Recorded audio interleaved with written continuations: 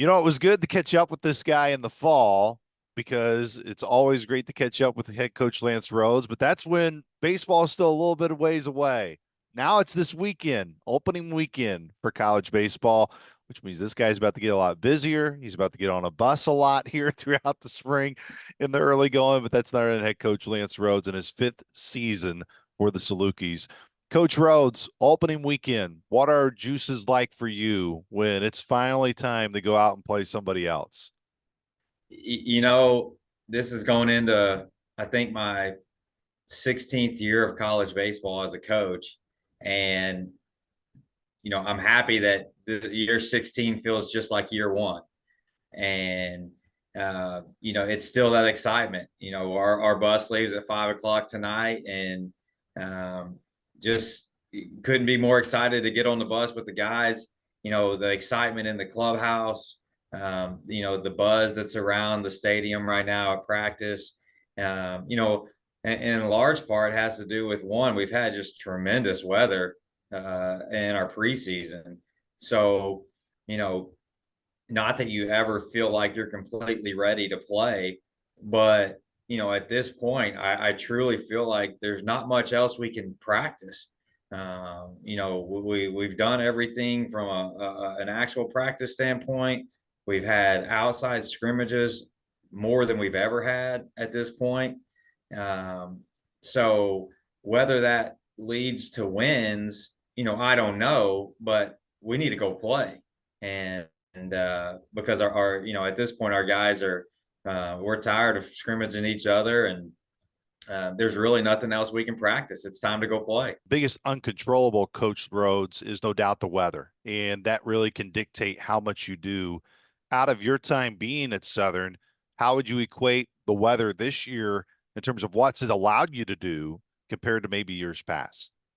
Yeah, this is definitely the best preseason that we've ever had weather wise. And I don't know, back in January when our guys first got back on campus, if I would have thought that, because that first week when we got back, I mean, it was just brutal, cold, ice, snow.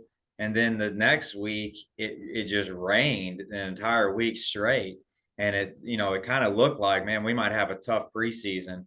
But where I think we've gotten extremely lucky with the weather this year is throughout the time here we've always been able to get out on the field, but it might be you're out on the field one day, you're inside two, you're out on the field two, you're inside three.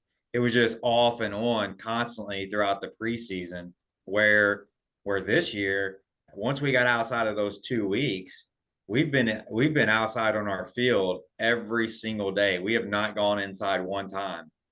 So we've gotten extremely lucky with being consistently on the field, which has allowed us to be able to get into a good routine as far as getting everything that we need in practice wise with our team. But it's also been able to allow us to actually scrimmage outside. And, not that the live at bats inside are bad, but you just don't get the full team aspect of seeing plays, learning about plays, how things didn't execute the way that they should be, being able to stop a scrimmage, learn from those type of things. So from that standpoint, we are definitely more prepared to go play a game this season than we've ever been.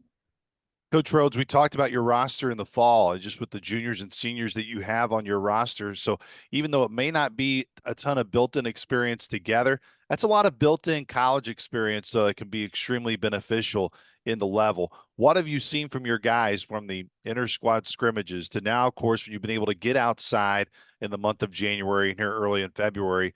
What has you really excited about this group now that you can pencil into your lineup card and see what team you have going up against somebody else?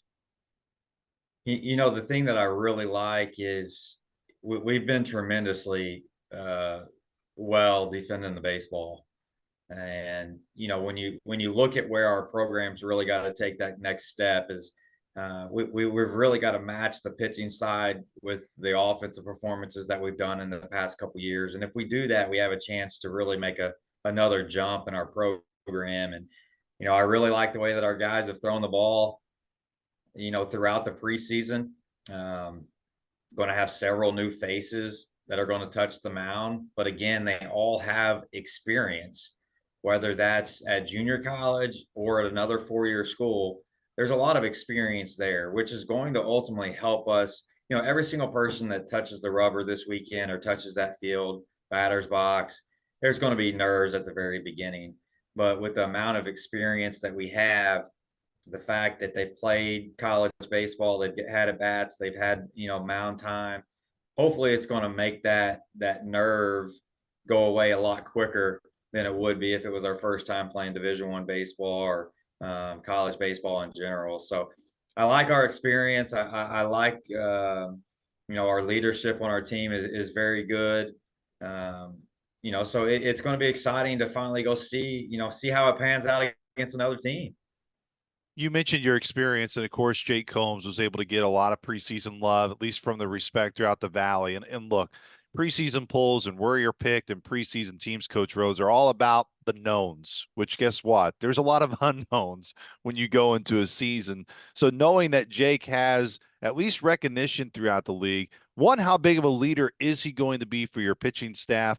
But more importantly, who can help him, as you get throughout the year and you think he can be better because of other guys who are around him and push him to be to an even higher standard.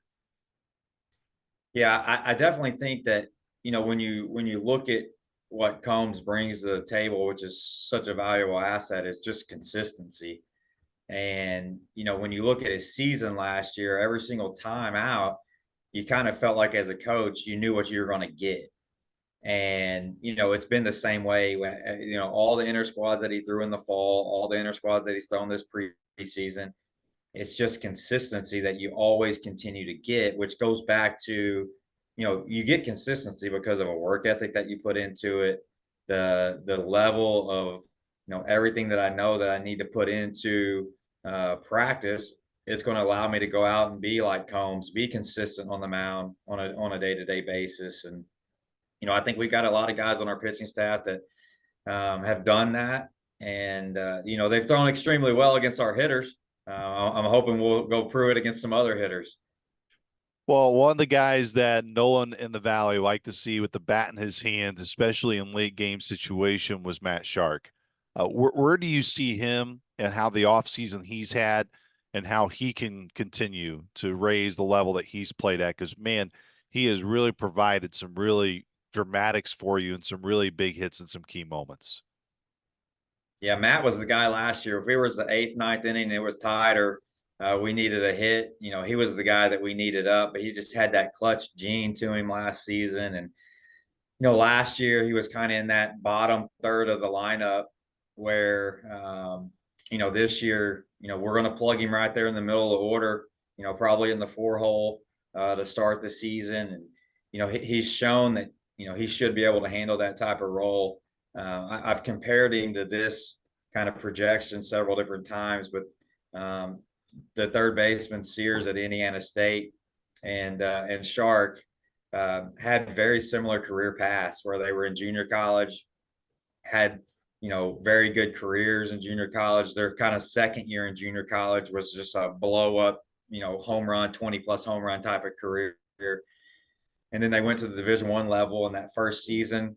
Not that they were bad seasons by any means, but they were just I would say average seasons for their expectations. And then you look at what Sears did that next season after having a year of experience. I mean, just blew up and had one of their best offensive years. From a home run standpoint, I really think Matt can be that type of guy that can hit 20+ home runs. Incredible power, great leadership skills, work ethics off the chart. But the thing that is extremely valuable that probably gets overlooked the most is, I think he's the best defensive first baseman in the league. And, our infield defense is very good because of his ability to play first base as highly as he can. So, he's an all around player and, he does a lot of really good things. I think he's a pro type prospect and, I hope he has the year that we all know that he can have. Coach, you returned 5 guys who were in your lineup a year ago. What do you see your lineup looking like as you get into the weekend? And how important is it really in these not to say that, early season matchups do matter a ton when it comes to the grand scheme of things and what you're building towards the end of the year, but also gives you some time too to experiment at times before you ultimately get into the meat of your conference schedule. What are kind of just your expectations going into it of what you kind of want to see from your group, how much experimentation you think you can do, or do you feel within your gut, not to answer it for you, that you kind of know what you got and you know what you're going to get into starting this weekend? I think from a coaching perspective, I think we have a good grasp on what every guy has a skill set that they can bring to the table.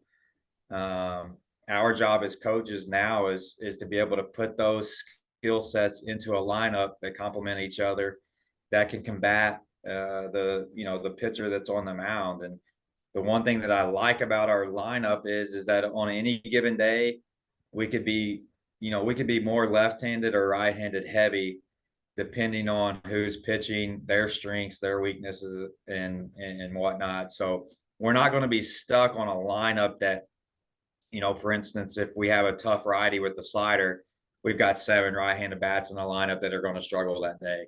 We can balance out an opposing pitcher with just the depth that we have. With I think we have 9 left-handed hitters and 8 right-handed hitters, so we have the ability to kind of mix and match there.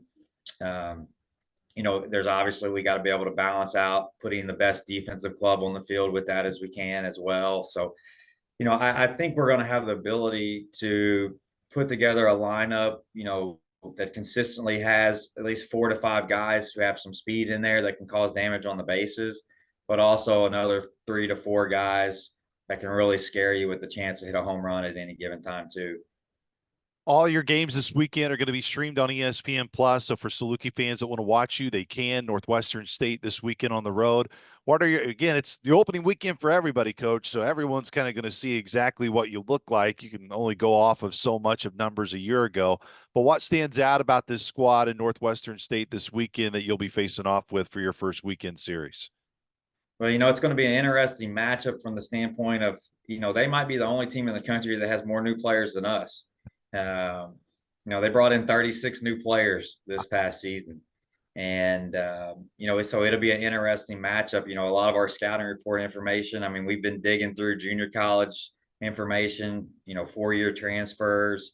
So when you look back at kind of their roster, they only have really 2 players back on the offensive side that had much playing time for them.